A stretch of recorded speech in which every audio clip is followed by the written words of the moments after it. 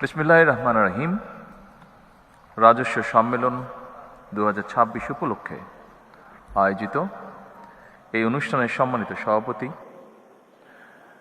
সম্মানিত অর্থমন্ত্রী, উপস্থিত মন্ত্রিপরিষদের সদস্যবৃন্দ, উপদেষ্টাবৃন্দ, জাতীয় সংসদ সদস্যবৃন্দ, এনবিআরের সকল পর্যায়ের কর্মকর্তা এবং সদস্যবৃন্দ এবং সকল উপস্থিতিবৃন্দ, আসসালামু আলাইকুম। আজকের এই সম্মেলনটি অবশ্যই একটি ভিন্ন ধর্মী সম্মেলন। এটিকে আমি একটি সাধারণ সম্মেলন হিসাবে দেখছি না, কারণ আপনাদের অর্থাৎ এনবিআরের সকল কার্যক্রমের সাফল্যের উপরেই সরকারের সকল উন্নয়ন পরিকল্পনা গ্রহণ এবং বাস্তবায়নের সফলতা বহুলাংশে নির্ভরশীল। সেজন্যই আমি আশা করি আজকের এই সম্মেলন হবে আগামী দিনে আপনাদের আরও অধিক সাফল্যের পথ নির্দেশনার সম্মেলন।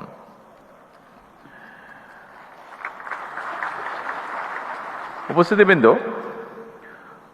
আমরা কি ধরনের ভঙ্গুর অর্থনীতির মধ্য দিয়ে রাষ্ট্র পরিচালনার দায়িত্ব গ্রহণ করেছি, এটি দেশের যে কোনো শ্রেণী পেশার মানুষের চেয়ে খুব সম্ভবত আপনারা সবচেয়ে বেশি অবগত আছেন।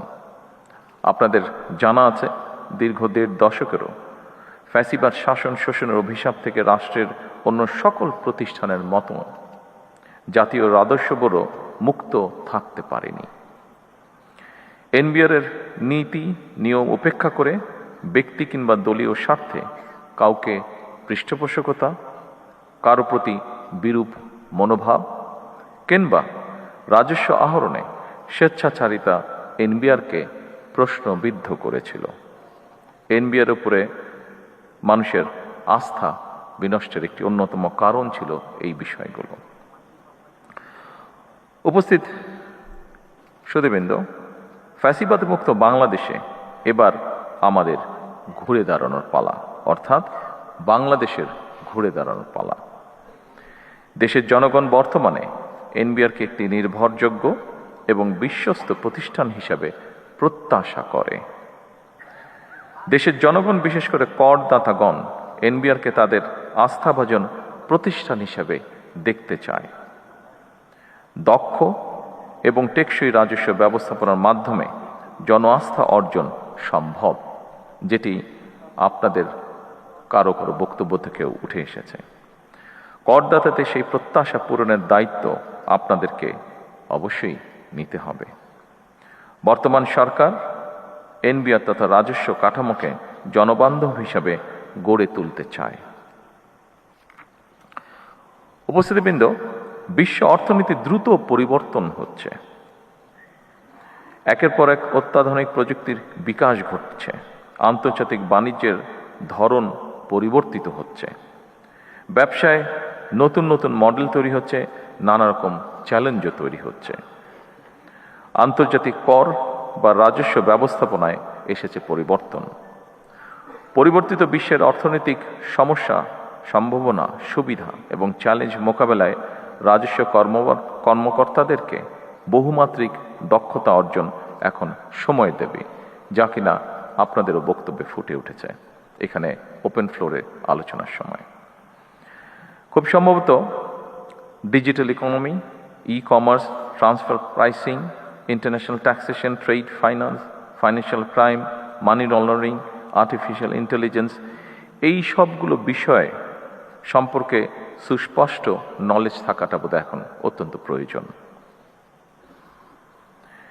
উপস্থিতিবৃন্দ, এটি অস্বীকার করার উপায় নেই। বর্তমানে দেশে ট্যাক্স জিডিপি রেশিও এখনও সক্ষমতার তুলনায় অনেক কম। কর ভিত্তি এখনও তুলনামূলকভাবে অনেক সংকীর্ণ। অর্থনীতির একটি বড় অংশ এখনও অনানুষ্ঠানিক।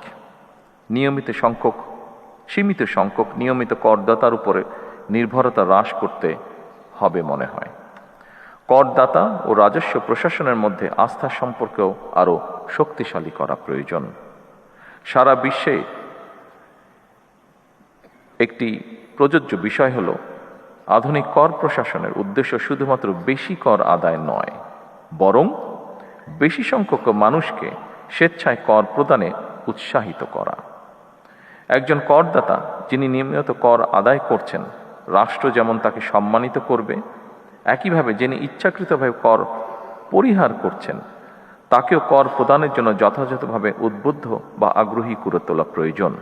এটিও আমাদের ওপেন ফ্লোর ডিসকাশনের মধ্যে উঠে এসেছে।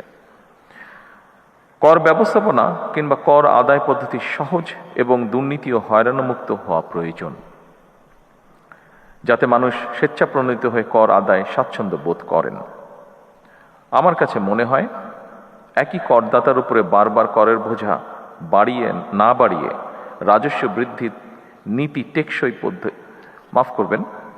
একই করদাতাদের ওপর বারবার করের বোঝা বাড়িয়ে রাজস্ব বৃদ্ধির নীতি খুব সম্ভবত টেকসই পদ্ধতি নয়, বরং কর প্রদানে সক্ষম ব্যক্তিদেরকে শনাক্ত করে তাদেরকে যথাযথ নিয়মে করের আওতায় আনার ব্যবস্থা করার কার্যক্রম উদ্যোগ গ্রহণ করা বোধহয় অত্যন্ত প্রয়োজন। এই জন্য ডিজিটালি আধুনিক ডাটা ভিত্তিক কর প্রশাসন গড়ে তোলার খুব সম্ভবত কোনো বিকল্প নেই। সম্মানিত উপস্থিতিবৃন্দ, ভ্যাট আধুনিক অর্থনীতির গুরুত্বপূর্ণ একটি রাজস্ব উৎস। তবে ভ্যাট ব্যবস্থাপনার সফলতা নির্ভর করে এর কার্যকর বাস্তবায়নের উপর।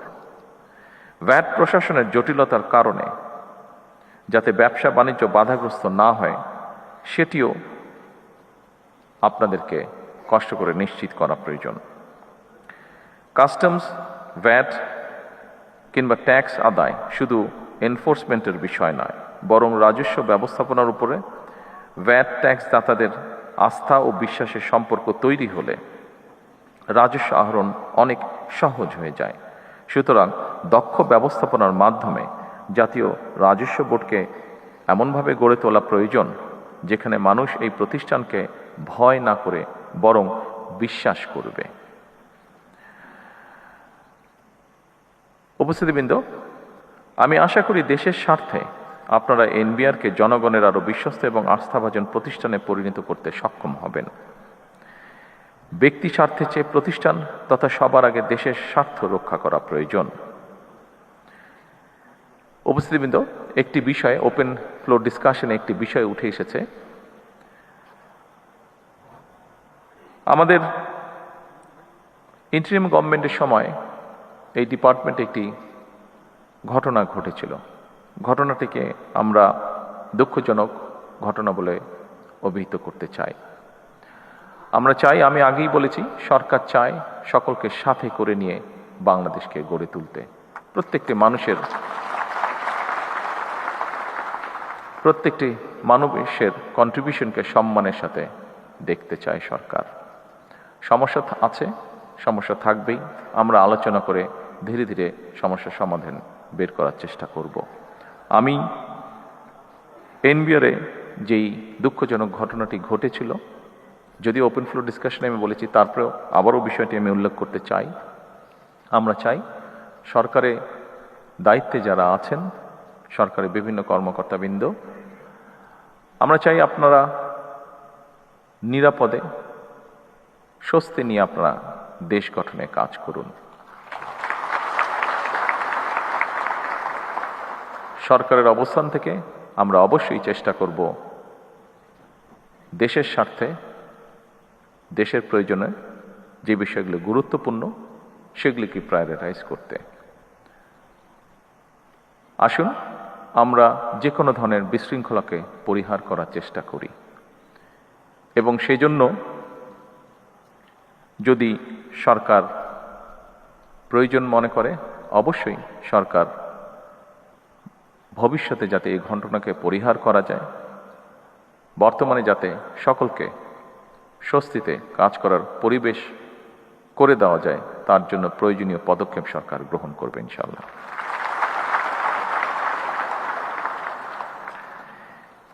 এবার একটি আশা, সম্ভাবনা এবং প্রত্যাশার কথা বলে আমার বক্তব্য শেষ করতে চাই। গত ফেব্রুয়ারি মাসের মাঝামাঝি থেকে জুনের শেষ পর্যন্ত সময়টিতে রাজস্ব আহরণের পরিমাণ ছিল ইতিবাচক। এটি প্রমাণ করে আপনারা পারেন, আপনারাই পারেন এবং আপনারা অবশ্যই পারবেন ইনশাআল্লাহ।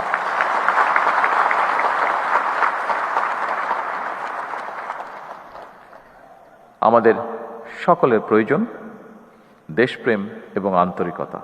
আসুন সমৃদ্ধ বাংলাদেশের স্বার্থে আমরা সবাই মিলে একটি শক্তিশালী রাজস্ব ব্যবস্থা গড়ে তুলি।